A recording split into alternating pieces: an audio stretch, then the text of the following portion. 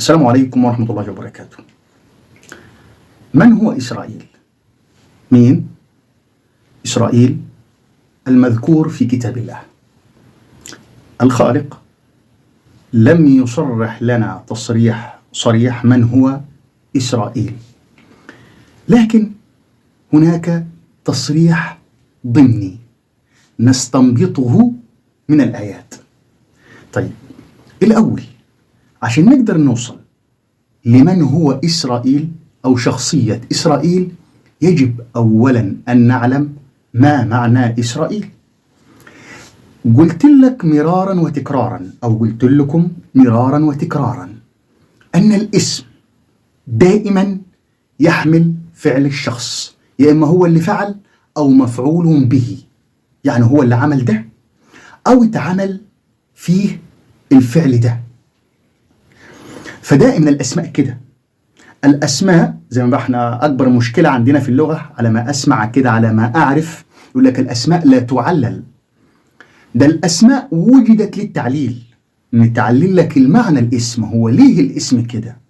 فليه ربنا سمى الشخص ده إسرائيل؟ واحدة واحدة مع بعض بالعقل وبالفهم إن شاء الله نحاول نوصل. وبقول لك مرارا وتكرارا، ما أقدمه لك هو مش شيء يعني ملزم به أنت أو ملزم به حد، ده مجرد خاطرة حول كتاب الله عز وجل، وده مش ممنوع. طيب، لو لاحظنا اسم إسرائيل هتلاقي في آخره كده يل، صح؟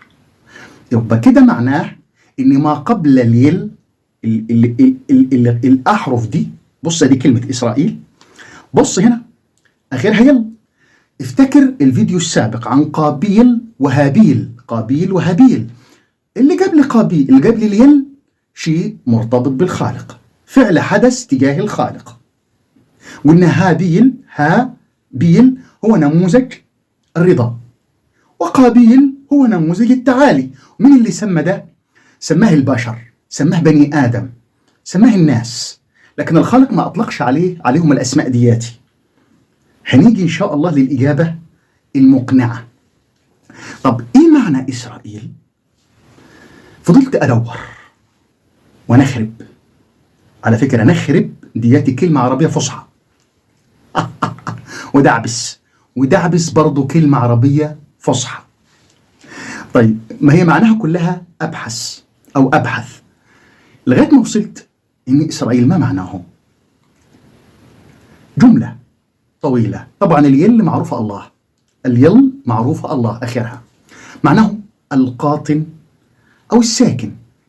ساكن فين؟ دايما لما تسمع كلمة قاطن أو ساكن في علم الجذر الأول أو اللفظ القديم، اعرف إن المقصود به الإنسان القديم، الإنسان الأول.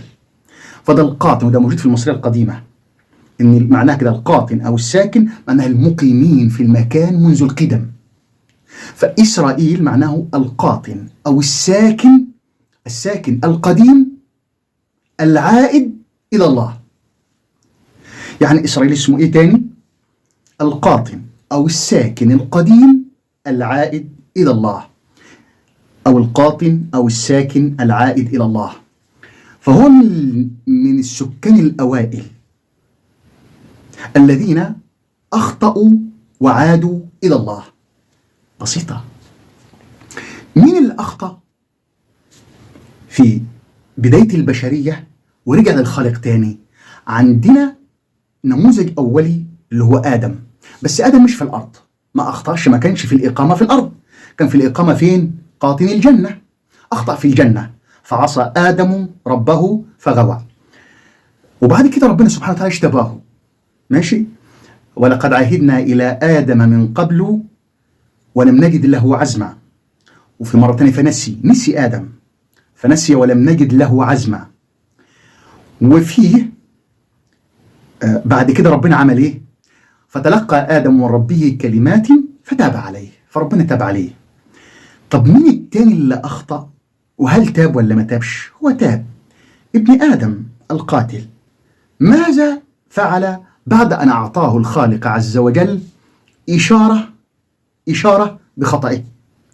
فبعث الله غرابا يبحث في الأرض ليريه كيف يواري سوءة أخيه، قال يا ويلتى أعجزت أن أكون مثل هذا الغراب فأواري سوءة أخي، ما النتيجة؟ فأصبح من النادمين. ندم على الفعل ده. طب هل الندم ده مش معناه أنه تراجع عن فعلته وخد خطوات للتوبة، بدأ يرجع للخالق عز وجل سبحانه وتعالى؟ نعم، لذلك الخالق أسماه إسرائيل، أي القاطن أو الساكن القديم العائد إلى الله عز وجل سبحانه وتعالى. طيب، يعني إسرائيل هو الابن القاتل؟ طبعا مش هقول لك قابيل، لأن قابيل دي تسمية جائرة شوية. البشر ما عندهمش حكمة في التسمية زي الخالق سبحانه وتعالى، إنه عليم خبير. بص، الخالق مؤمن، وقلت لك قبل كده المؤمن مكافئ أو معادل، أي يضع الأمور في نصابها، بيوزن الأمور في نصابها الصحيح بعدل كامل بميزان. فابن آدم القاتل ده ندم، فكده معناه إنه رجع تاني للخالق عز وجل، فما ينفعش يسميه قابيل أي المتعالي أو المتغطرس على الخالق. دي مرحلة مر بها أيوة، لكنه رجع تاني. لكن بني آدم أو البشر اللي سموا ابن آدم القاتل قابيل نظرتهم ضيقة، ما شافوش غير إيه؟ غير عملية الغطرسة أو التعالي، لكن لم يتذكروا الندم. لم يتذكروا الندم، ودي مشكلة بنواجهها كلنا في كل مكان. لم يتذكروا الندم الذي ندمه ابن آدم القاتل.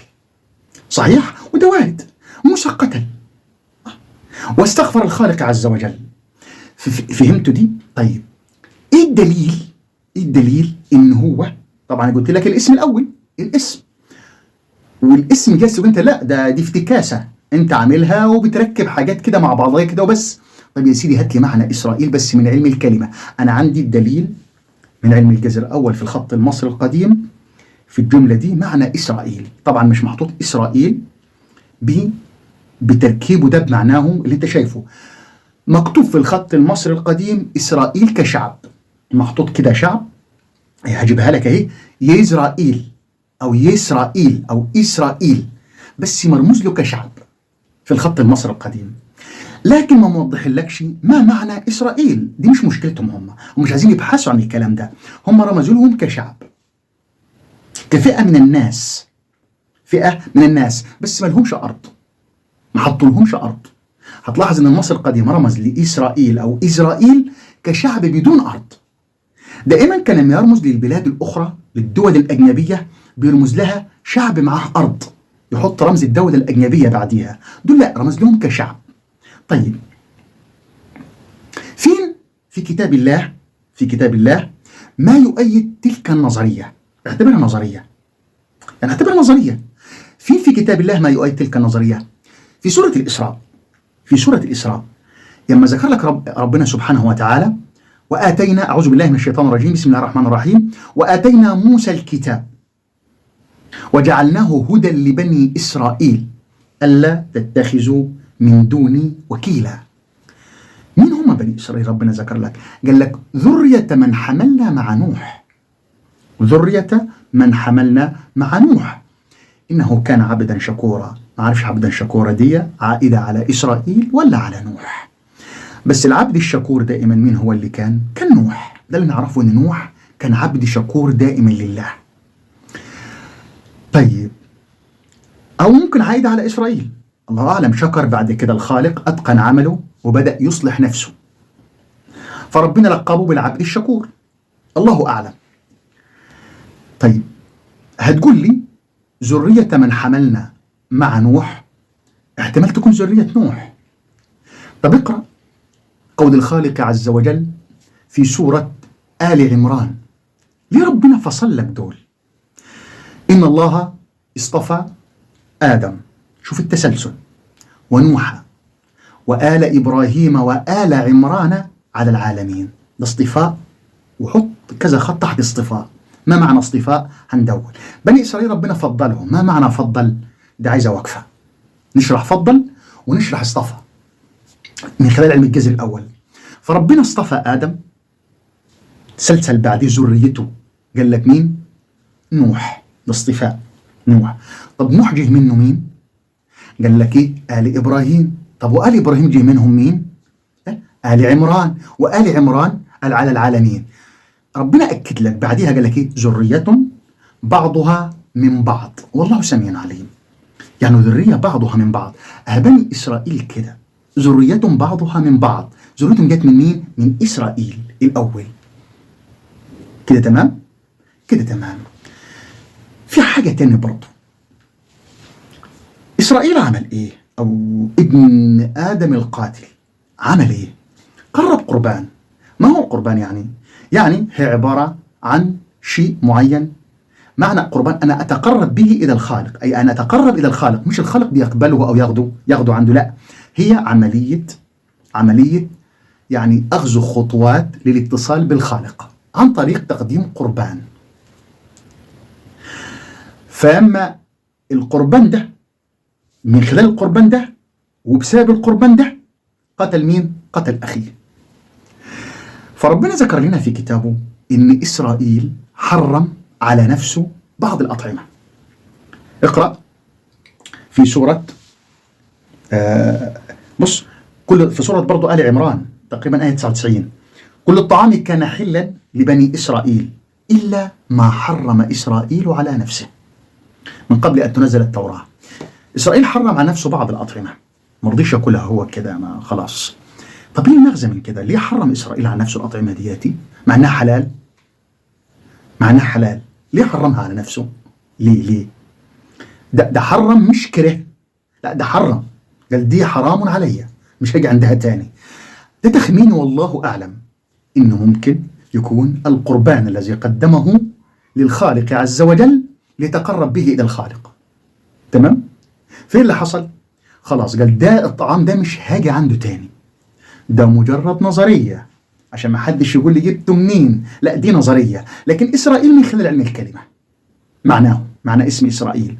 طيب كده عرفنا مثلا دي نظرية التحريم، ليه حرم إسرائيل على نفسه. في حاجة تاني، ليه دائما مذكور في القرآن إن بني إسرائيل في سورة آل عمران آية 181 و182 نقرأ مع بعض: لقد سمع الله قول الذين قالوا إن الله فقير ونحن أغنياء. هم قالوا إن الله فقير ونحن أغنياء. سنكتب ما قالوا وقتلهم الأنبياء بغير حق ونقول ذوقوا عذاب الحريق ذلك بما قدمت أيديكم وأن الله ليس بظلام للعبيد. اللي جاية دي هي المهمة. الذين قالوا إن الله عهد إلينا ألا نؤمن لرسول حتى يأتينا بقربان تأكله النار. إيه حكاية القربان عند بني إسرائيل بالذات؟ هم قالوا إن ربنا عهد إلينا إن ما نؤمنش برسول غير ما يجينا بقربان تأكله النار. ده معناه إن أنت مرسل من قبل الخالق عز وجل، زي ما حصل في القدم. وكان دليل تقبل القربان فتقبل من أحدهما ولم يتقبل من الآخر هو الإحراق لذلك القربان. أنا الخالق استجاب، علامة مرئية لبني آدم إن يشوف التقبل، التواصل بينه وبين الخالق. فدي بقت ميراث عند بني إسرائيل موجودة. الخالق حتى أكدها لك بعدين، تقول قد جاءكم رسل من قبلي بالبينات وبالذي قلتم. يعني اللي قلتوه انتم حصل، جالكم برضو بالقربان وطبق القربان ومع ذلك لم تستجيبوا. صح. طب جابوا منين حكاية القربان دياتي؟ ده موروث، ذرية بعضها من بعض. حاجة تاني، ليه بني إسرائيل دائما قتلة؟ ليه دائما هم قتلة؟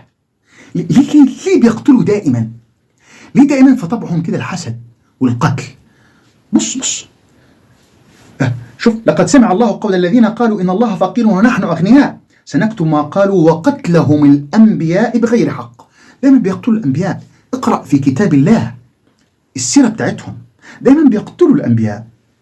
طب ما ليه ربنا فضلهم على العالمين؟ يعني ليه فضلهم؟ عشان ربنا عارف طبيعة نفسهم، عارف الطبيعة بتاعتهم، تركيبة نفسهم، عارف بناءها ذرية بعضها من بعض، موروث من أبيهم إسرائيل منذ القدم، طبع القتل والحسد. فربنا عمل إيه؟ ربنا دايما لما بيخلق خلقه ما يسيبوش كده، لازم يبقى يرسل له الدعم دائما. سؤال أسأله لكم: ربنا بيرسل رسل لمين؟ للمخطئين دائما. عاد، ثمود كانوا طيبين، فرعون كان طيب، لا أهل مدين كانوا طيبين، كل المجموعات دي كلها كانت طيبة يعني؟ ما كانش طيبة، كان فيهم مشكلة. فالخالق بيرسل الرسل ليهم عشان يصلحهم، يصلح من شأنهم. فطبع بني إسرائيل دائما لازم ربنا عارفهم سبحانه وتعالى إن يكون معاهم نذير وبشير دائما معاهم، يكون معاهم من يبلغهم بتعاليم الخالق عز وجل على طول الخط، ما يسيبهمش أبدا، ما ينفعوش. إبراهيم عشان مش من ذرية إسرائيل، الله اصطفاه سبحانه وتعالى، ونوح زي نوح برضه، وزي يعقوب قال إني أعلم من الله ما لا تعلمون. يعقوب كان في صلة وحدة بينه وبين الخالق، مش محتاج. إبراهيم قال إني ذاهب إلى ربي سيهدين. نوح كان وحده وسط قومه، إني دعوت قومي ليلا ونهارا فلم يزدهم دعائي إلا فرارا، ومع ذلك كان مصر على دعوته ومتمسك بها وقائم. دول اللي أنعم الله عليهم، أنعم عليهم، اصطفاهم. فعشان كده ما بيبعت لهمش رسل الناس اللي زي كده، لكن بني إسرائيل لازم يبعت لهم رسل باستمرار. ده كان الرسول تلو الرسول تلو الرسول تلو الرسول، ومع ذلك شوف أفعالهم، شوف الرسل كديه ومع ذلك شوف أفعالهم حتى يومنا هذا. وسيستمرون إلى أن يشاء الله، سيستمرون إلى أن يشاء الله. أديك شايف ذريتهم بعضها من بعض شغالين، كل سكتهم الحسد والاعتراض دائما والأفضلية. نحن أبناء الله وأحباؤه، نحن أغنياء والله فقير. دائما أفعالهم كده. بص ليهم، بص لأفعالهم، بص لتعاملاتهم. عشان كده الخالق دائما بيرسل فيهم الرسل عشان عارف طبعهم منذ القدم.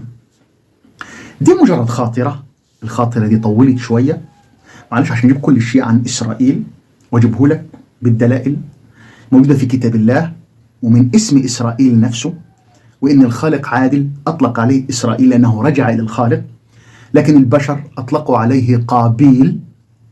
ليه؟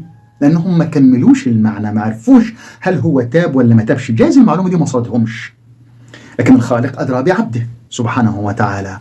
هذا والله أعلى وأعلم، والسلام عليكم.